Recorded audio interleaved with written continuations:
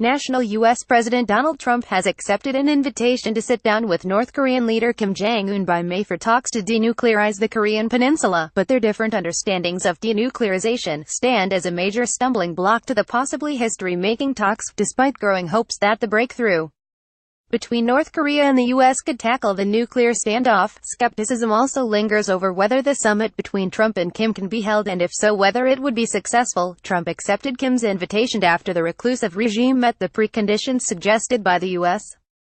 Kim agreed to commit to denuclearization, suspend nuclear and missile tests, and refrain from criticizing upcoming joint military exercises between South Korea and the U.S.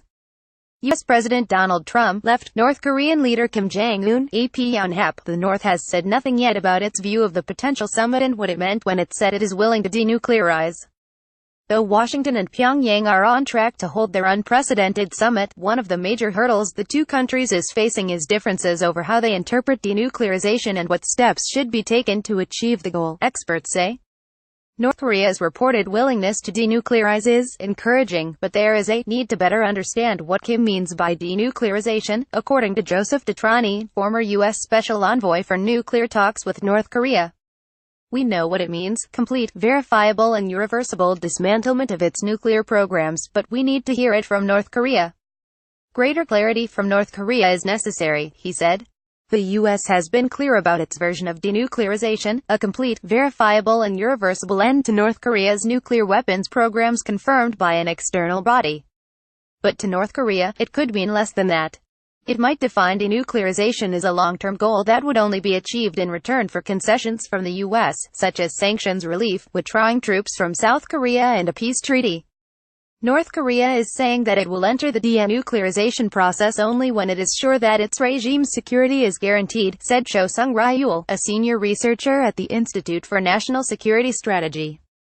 Talks with North Korea could collapse if South Korea and the U.S. focus only on denuclearizing the isolated country without offering any measures to guarantee the North Korean regime's survival. Kim Jong-un, a professor at Kyungham University's Far East Institute, pointed out that North Korean leader is serious about his offer, but only because he now has nuclear weapons programs that will take time to dismantle. I think what North Korea wants most in return would be sanctions relief and a peace treaty with the U.S., which Kim Jong-un sees as crucial to securing its regime's survival. He needs to make sure that his country is safe to his own people, Kim said. North Korean leader will not likely seek an end to the Washington-Seoul alliance or withdrawal of all U.S. troops from the peninsula, which the professor called North Korea's rhetoric of the past when it didn't have nuclear weapons programs. But there is a bumpy road ahead for talks between North Korea and the U.S. to take place by May. The biggest issue facing Trump and Kim in the run-up to their summit would be exploring what the other side means by denuclearization, he said. Even if North Korea is serious about giving up its nuclear weapons programs, what North Korea would demand in return and whether the U.S. is ready to give what the North wants would be another challenge. It remains to be seen whether talks between Trump and Kim could actually take place, he said. In the middle of the U.S. and North Korea, South Korea has sought to broker talks between Washington and Pyongyang. The government believes that once they sit down for talks, they can find a way to ultimately achieve the goal of denuclearization. Foreign Minister Kang Kyung-hwa plans to leave for the U.S. on Thursday to hold talks with her counterpart Rex Tillerson to better coordinate their strategy on North Korea.